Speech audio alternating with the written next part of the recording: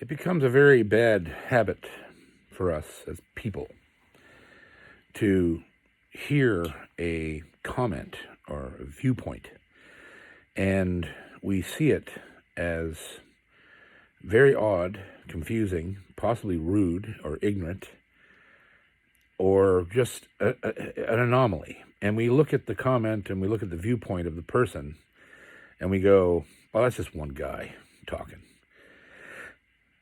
No, it's not. It's usually millions of people that have that same viewpoint. And this ties into the music industry so hard it's not even funny. Because it talks about, it's speaking to the subjectivity of human beings in all aspects of life, and especially in music. Now, one of the things that I love about this channel, having been doing this full time for 2 years, is that I'm able to interact with millions of people, and I see their comments, and I see every single one of them. Every single comment left on this channel comes to my phone, and I read every single one of them. Sometimes I answer them if they're questions I can answer, or sometimes I'm overwhelmed and can't answer any of them because there's too many. But I read every single comment. And the mistake that we make with this thing where we see a comment or an idea and just slough it off as being a single lone person, right? We can't do that. We can't do that because, and we do it for a good reason, because we live in our own worlds. We listen to people of like mind. We search things out online of like mind. We surround ourselves with things that fit with our worldview. It's called an echo chamber. So it's the most dangerous thing ever, and it's more prevalent now than any time in human history. We're able to just find a viewpoint and find support for it online and within our personal relationships. And it can make, those millions of people that have that viewpoint can make all of them wrong. Which is, how dangerous is that? How dangerous is it for the society for an incorrect concept to take hold among millions of people? So the thing about it is if they were, most of these people are intelligent, thoughtful adults. If they were given the proper information, they would likely change their viewpoint. Most of them would. And so, but that doesn't happen very often. But this episode of Life and Music, I hope, will be that for some people who might think otherwise about the music industry and about musicians and artists in general. So I have to tell you the two comments that prompted this week's episode. Two people that watched last week's episode about my rant basically about the downfall of the music industry due to auto-tuning software, and it did create a horrible trend, which is still going on today, which is still adversely affecting thousands and thousands of artists. So the comments were, there was two comments in particular. One was, well, it's just entertainment, so what? Okay. The second comment was, well, we use autocorrect, spell check. That works, we're writing something on our phone or a computer, and the computer corrects our spelling for us. We don't complain about that. That doesn't do it. Why are we complaining about Autotune?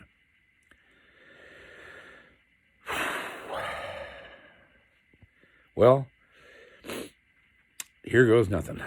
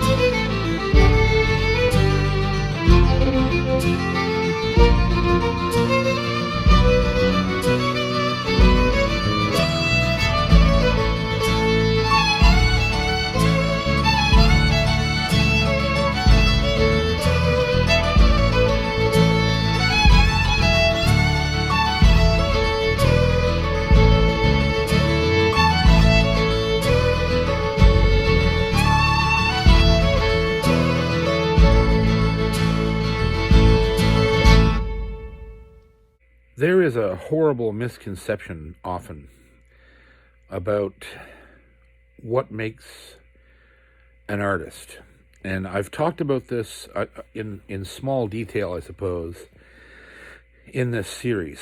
But these two questions have opened up the door for further explanation, because I can't let that stand, right? I can't let it stand.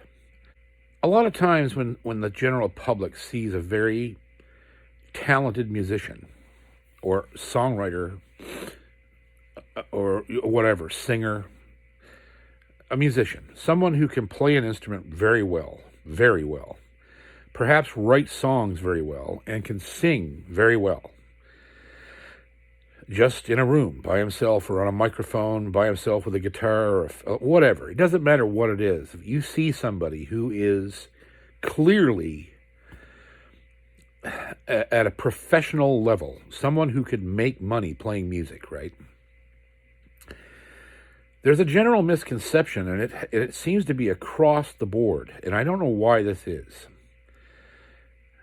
And we're probably going to get into some deep shit here, because I mean, there's a lot of theories.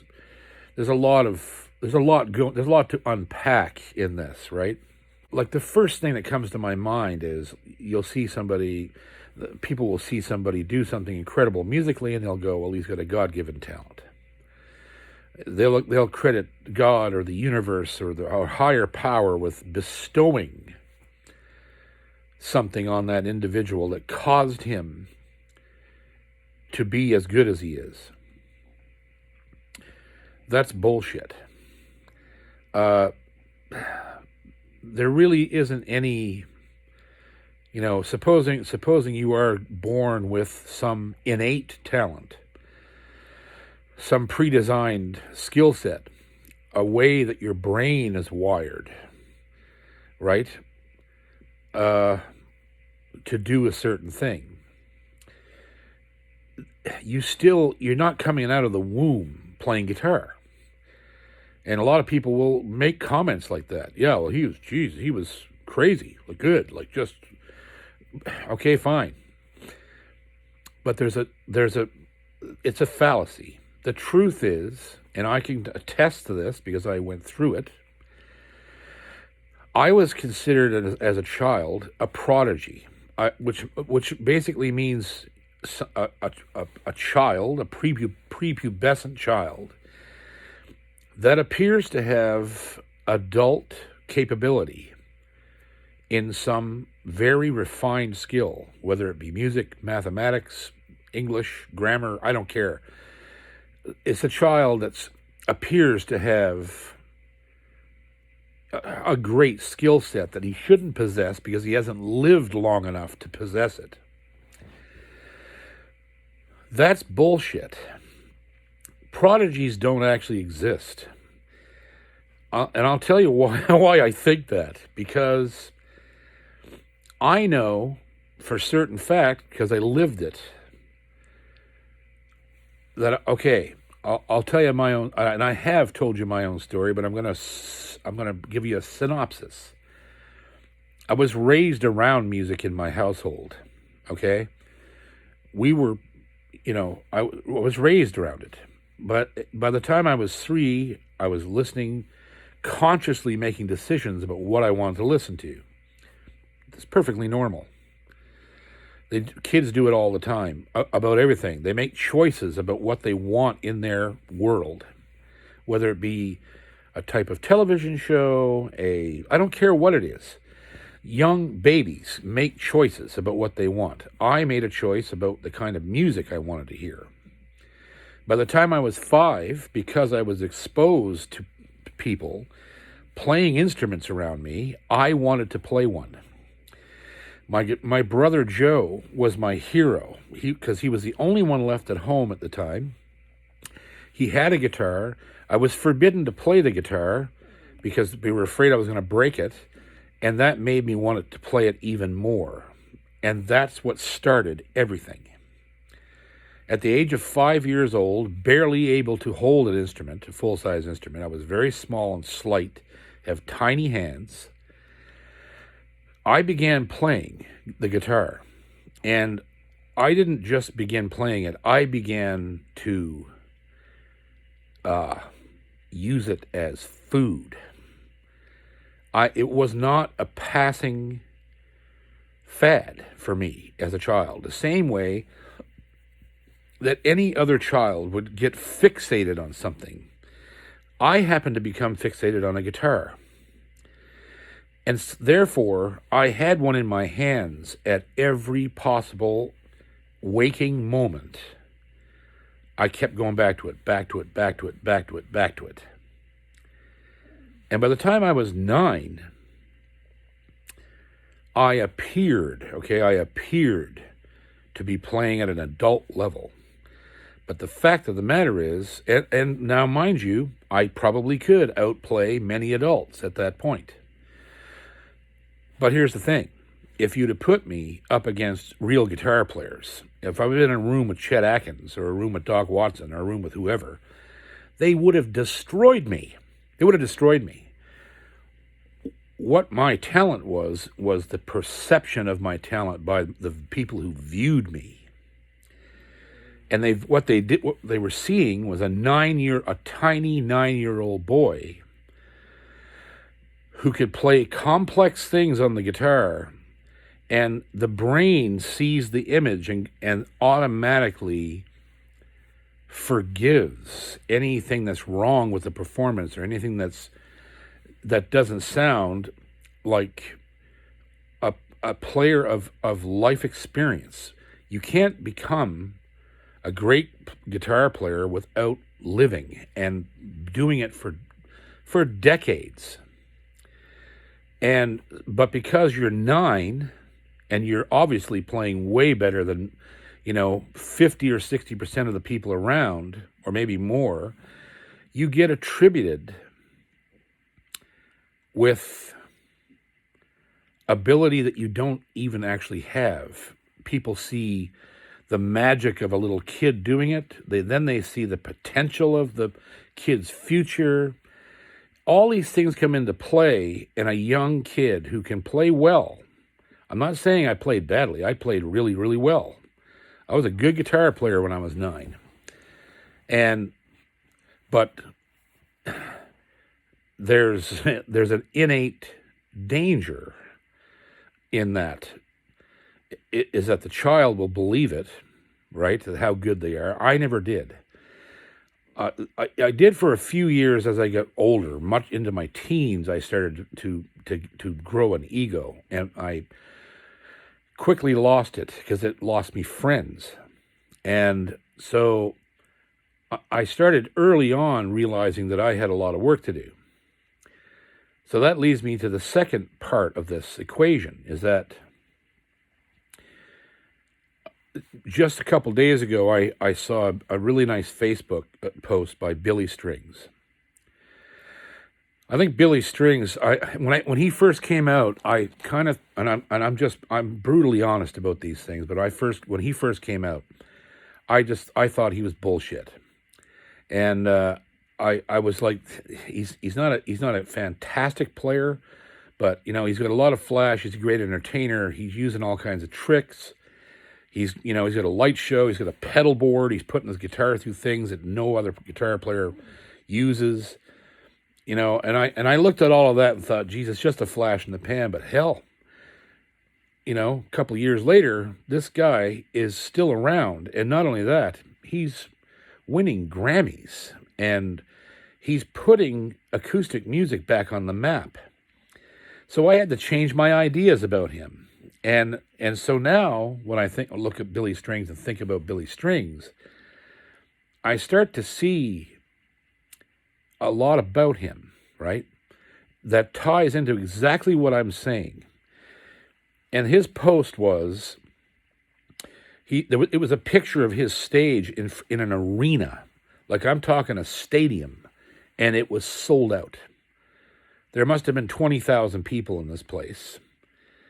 They looked like a rock concert, except it was Billy Strings. And the post was, if I had known 10 years ago when I was playing at open mics and coffee houses that I'd be here now, I would have never believed it. And he went on to profusely thank his audience and his supporters. And I thought that was, number one, incredibly gracious and kind of him to do that. And the other thing I thought about it was that it was very revealing, very revealing. And this is going to tie into why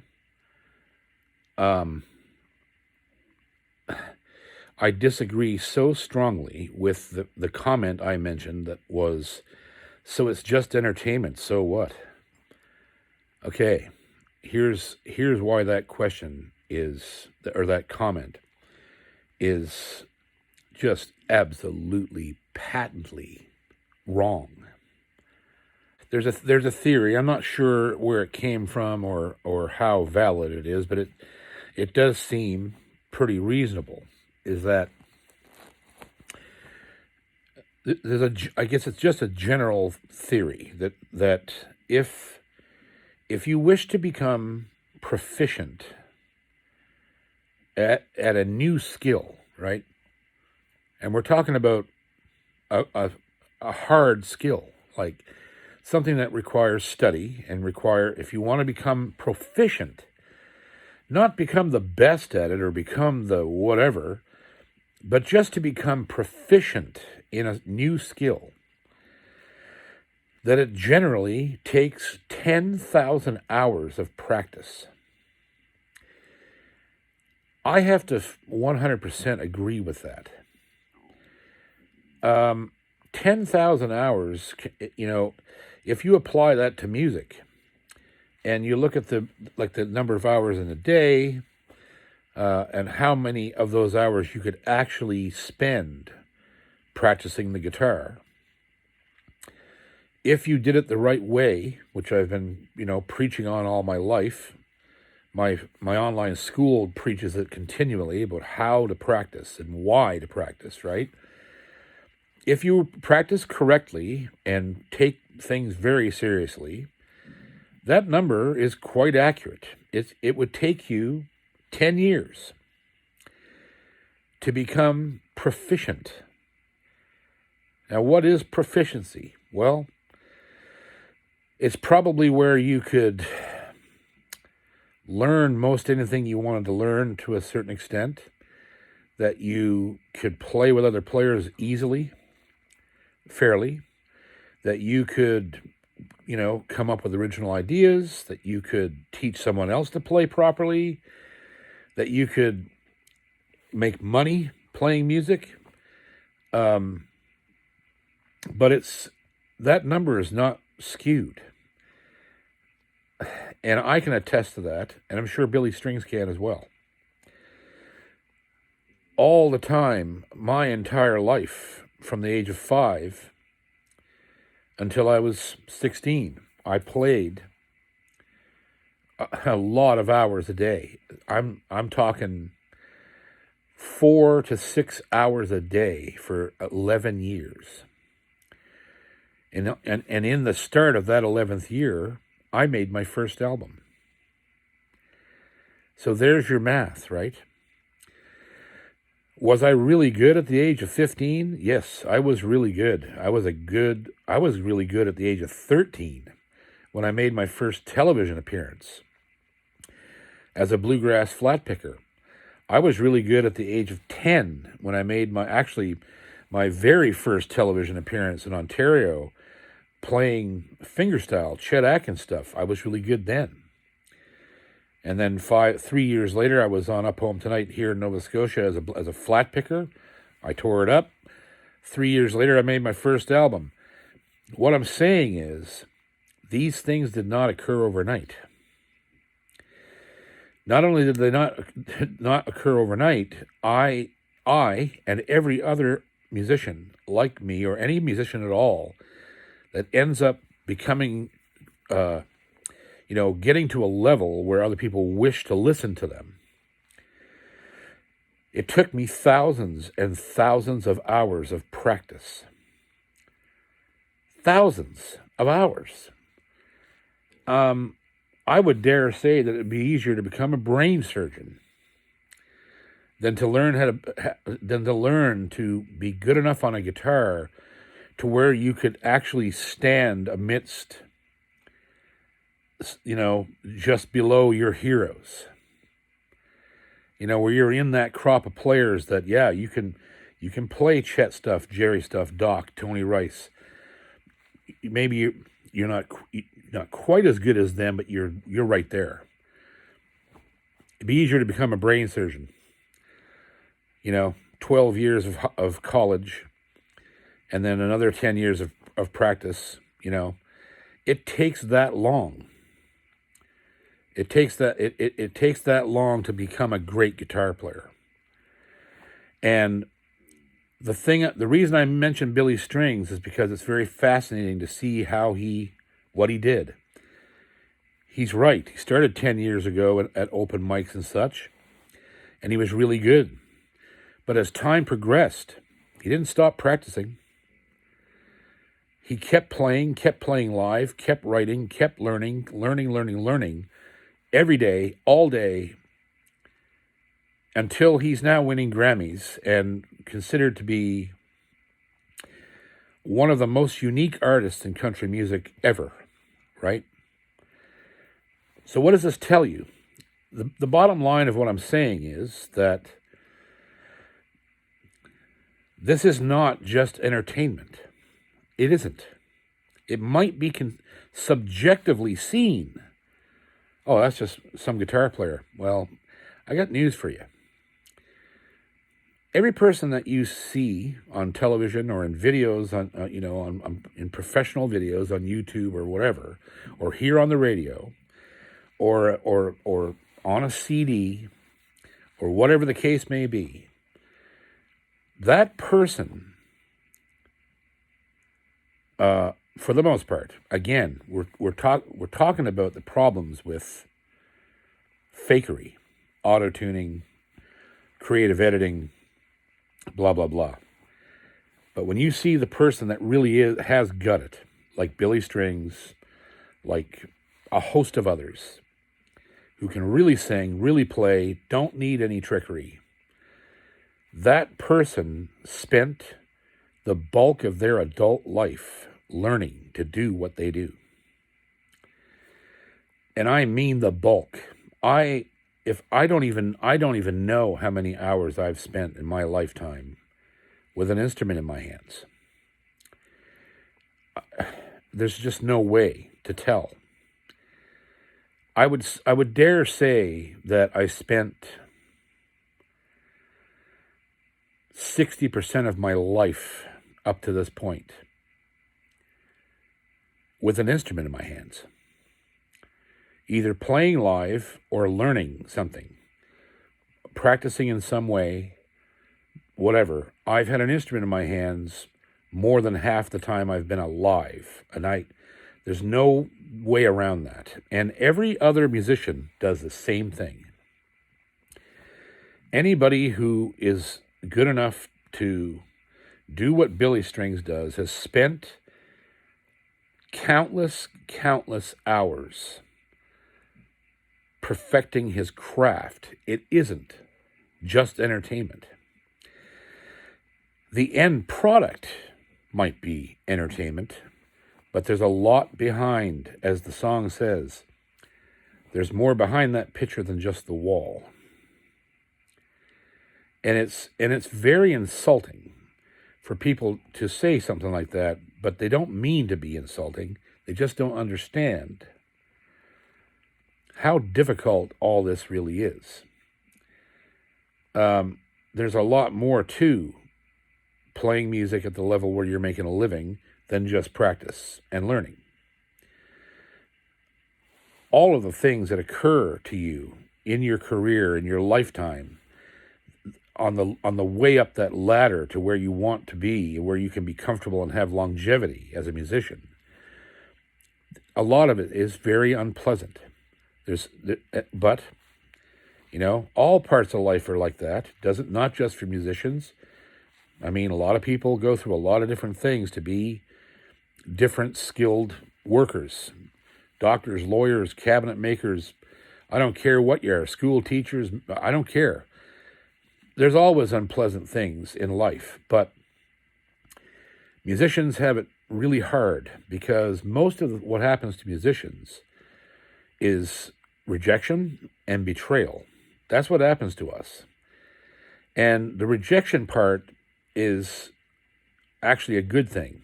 It makes you tough, it makes you practice harder, and it teaches you to turn a rejection into a positive thing, which is easily done if you have the right mindset. If you go to audition for something, or you try to get a record deal, or you try to get hired at a festival, or you try to do these things and you get rejected, instead of sitting around moping, what you should be doing is going, okay, how do I change what I'm doing so I don't fail at this the next time? How do I keep from getting rejected? What do I have to do differently? Should I practice more? Do I need to write different material? What are the people, or what are my peers doing that are getting them into that festival or that record deal or that radio show or whatever the case may be? You use rejection as a growth material for what you're doing. And that's the best way, and that's really the way to live your life, I suppose. But for a musician, it's the only way to keep your sanity. If you take every rejection personally, you'll quit. Because why would you keep putting yourself, because it happens so often, why would you keep doing it, right?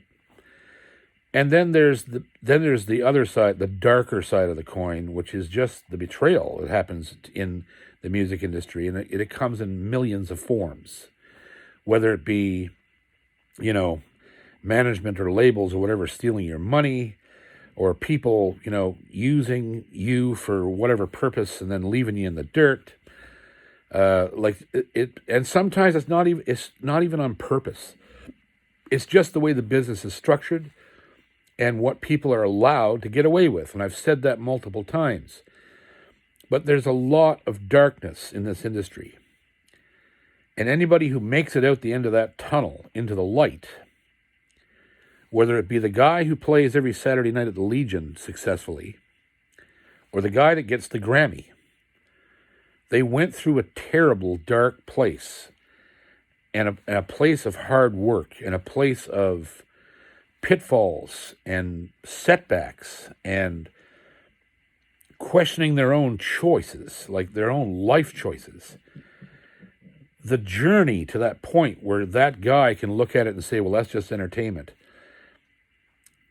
Man, it's not just entertainment. You're looking at the accumulation when you see somebody do what Billy Strings does, or what I do, or what anybody like us do. You're looking at the accumulation of a lifetime of commitment, practice, big-time sacrifice, self-denial, all these things. And we do it because we love it. It doesn't necessarily even have anything to do with the audience. We do it because we've spent our whole lives doing it. And so it becomes just like breathing. It becomes a necessity. And then when you find out that there are potentially millions of people who love, the more people you reach and you realize that all these people love what you do, that's cake. That's the bonus. That's the bonus. Because obviously a guy like Billy Strings, who obviously is so good, there's no way he had to have been working on this for his whole life. And he had no success for his whole life until he had it, right? He didn't let the lack of success stop him from improving. And that's probably the biggest key, is that there's a lot of other things in life that you try and, well, I'm no good at skiing, or I'm no good at this or that or the other thing, and you give up because it's not that important to you. Music for musicians is not, it's another story. It's just another story. It's another thing altogether to speak about how much music starts to mean to you when you spend your entire life trying to get good at it. I should say one more thing, too, that's I it is a bit universal, but there's a certain point where being a musician surpasses other life choices, career choices. And I can speak on this as well as any musician who, again, anybody who's got through the tunnel and is sort of where they want to be and making a living and making good records and doing what they want to do comfortably, right? I'm one of those, all those people did the same thing. And that was this. I made a conscious decision when I was 15 that I would become the best guitar player I could possibly become. And not only guitar, but fiddle, mandolin, banjo, piano, bass, I don't care. I play all those things and I do them very well. But I worked my ass off to get there. And the other thing that I did was I made a conscious decision. And this is where this concept starts to surpass other trades, right? I made a conscious decision that I would do everything up to and including living in abject poverty to be where I needed to be to learn more about music, to have the freedom to practice music all the time, to have the freedom and the wherewithal to play with other musicians as much as possible. And what that meant literally was that, I grew up in poverty. I was, my father died when I was 8. My mother and I were on social assistance. My mother never worked a day in her life. She was not well, as I've described in this series. And I spent, from the time I was 8 years old until 7 years, until I basically left home at the age of 15 and started traveling all over the United States. We lived on welfare. We had nothing. So in a way, that prepared me for my choice. But still, I spent nights upon nights, maybe thousands of them, I don't know, hundreds for sure, living in my car, sleeping on people's couches, sleeping on people's empty, broke down tour buses, just going from house to house, had nowhere to live.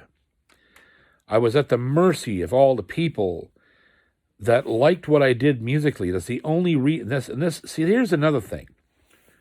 Boy, this is like I said at the beginning of this is probably going to get kind of deep. There's two sides to this coin. When you become a musician like I am and these other people are, you meet all kinds of people you would never have met otherwise. It's the music that draws many people into your life. And I mean, that's obvious that there's your musicianship completely alters your life path because it brings people in because of your musicianship. They love what you do musically. They end up in your life, and sometimes they're a real blessing, right? Sometimes not. But for the most part, I played for my fucking supper for 10 years. From the age of 15 until I was, actually more. I was 26 before I started actually making money, real money, playing my own music, standing on my own in the industry. So 11 years, I basically played for my fucking supper. The people I met that were kind to me because I was a musician. Now, here's the dark side of that coin. And I'm sure many musicians have thought about this. I've thought about it often, but it doesn't bother me anymore. It used to kind of bother me. But I've thought many times, these great people that I've met and know and profess to be my friends, and they are, many of them, 95% of them are. These great people that I met, they would never have paid 1 ounce of attention to me if I wasn't a musician. And that's a little frightening and depressing. And that's part of the thing that musicians go through, of not feeling good enough. And it comes out in their abilities, because they feel that they're not good enough as a player, so they practice. There comes a point in time where they also start looking at their own self, their whole life, and thinking, am I as a person good enough? Would I be accepted if I wasn't even a player? How much of the love and admiration that I get from people has nothing to do with who I am as a human being? And that's very disturbing. It's really disturbing. And it's something that we all have to deal with. And one of the reasons that I come at this YouTube channel a certain way, and the way is, there's warts and all, boys. This is who I am. If you don't like it, tough shit. I don't care. Because I'm comfortable with who I am as a person. And I'm comfortable with, well, I shouldn't say I'm comfortable with my music, because I want to keep improving all the time. I just ordered a whole bunch of books on Jerry Reed. I'm 52 years old. I've been playing Jerry stuff since I was 8. And yet, I still want to learn more. Right? So there's a ton of psychology that professional musicians have to face in their lives. And some of it's difficult. Some of it's a hurdle that maybe people don't get over. Maybe that's the reason why some musicians turn to drug use, turn to alcohol, because they don't feel that the public, the people, see who they really are. They think that people are just seeing their music, just not seeing the work and the hardship that went into becoming famous or even popular. And that's a whole other deep subject about why, some of us, we've lost a lot of our numbers to those unfortunate things, right? To drug abuse, to overdose, car crashes, just like all these things, right? It's just, so another reason why you may subjectively call the end product entertainment, in quotes, and that's all it is.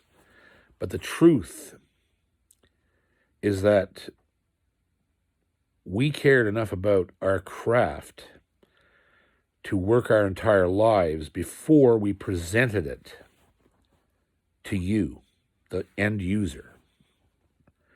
And we care if you like it, and we care if you see behind the curtain and see what we put into getting where we are. And so to tie that back into my rant from last week, the reason that Autotune is so unfair to every other musician is that it basically means that somebody can walk into a record label, and if they look a certain way, can't sing worth a shit, it doesn't matter. They'll become a superstar without ever doing really anything, because they're going to be technologically turned into a real singer, and so on and so on. They've got the keys to the city without ever having read the map, right?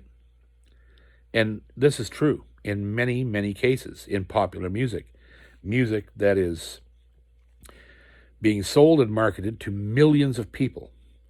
And what does that do? Well, it cuts the legs out from underneath actual artists who have done the work. If the guy beside you looks like a model and can't sing, and you're sitting there and you look like Joe Blow, like me or whoever, and the guy behind the desk goes, well, I can't market you, I have to market him. there was a time before Autotune came along that they couldn't have marketed that idiot. They would have had to go with the guy who did the 10,000 hours of practice. But now that option is off the table. They don't have to deal with any of that.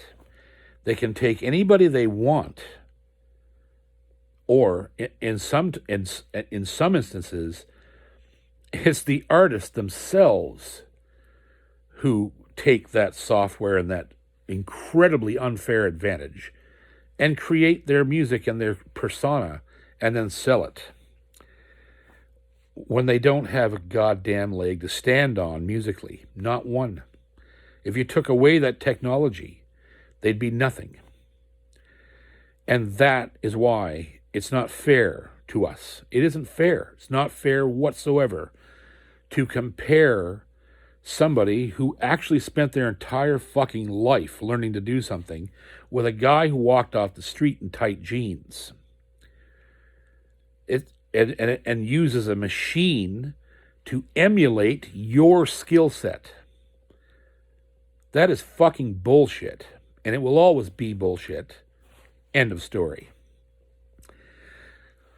And I'm going to close with my comments on the second comment, which was, well, we don't complain about autocorrect speech spell check. I can answer that one very succinctly, especially after just having said what I just said. When you're sitting at home writing a letter and spell check corrects all your spelling errors, it doesn't preclude 1,000 other guys from ever writing a letter again. You got me? You see where I'm going? Spell check is no comparison between that technology and the technology that, when it's used, cuts out 100 other guys from ever getting where they should be. It's no comparison. Autocorrect and spell check. What the fuck? Really? No. Sorry. You don't destroy decades of other people's work when you have a word corrected on your MacBook. It doesn't happen. It's just a tool that everybody uses and gets to use because it's installed on every device we have in one form or another. It's a tool that makes you look smarter than you are. It makes me look smarter, I know that. And especially since I said the word, what did I say? Accumulation? I was trying to say culmination. See, what I need is the auto-tune version of spell check on my face. So that when I say dumb shit, my brain goes, and the right word comes out. I was trying to say culmination. I said accumulation.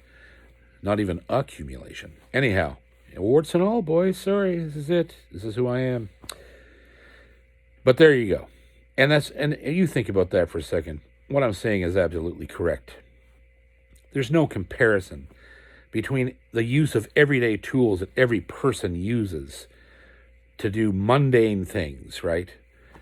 There's a big difference between that and using a computer, an incredibly complex computer program to elevate people who don't fucking deserve to be elevated where they are. When there's 1,000 guys standing behind them that did all the work to get up there. There's no comparison. So, all I can tell you is this. I really hope that this episode sheds light on what it means to be a musician. Being a musician, a professional musician, is incredibly rewarding. It's the best job in the world. And even when it's the shittiest thing, everything's going wrong. Your car's broke down. Your gigs are falling through. Nobody shows up. You don't make any money. You don't know where you're going to get your next meal. Your records don't sell. Your whatever. Even through all that crap, It's so good that we all push through and keep going. That says it all. That says it all. The fact that Billy Strings is 10 years into this, whatever he's in, right? I have no idea where it's going. I think big places. But he's 10 years in. He went through hell to get there. And now it's paying off. You know, I can look at myself and say the same thing. I've been in 40 years. And I'm at a point now where I can make a very comfortable living. I know great musicians. I have great friends. I'm on here with you guys every week, twice a week, every week, and then other things as well. I get people subscribing every month. Hundreds of thousands of people watch these videos every month. I'm a lucky man. I'm a lucky man. But don't ever call us just entertainment.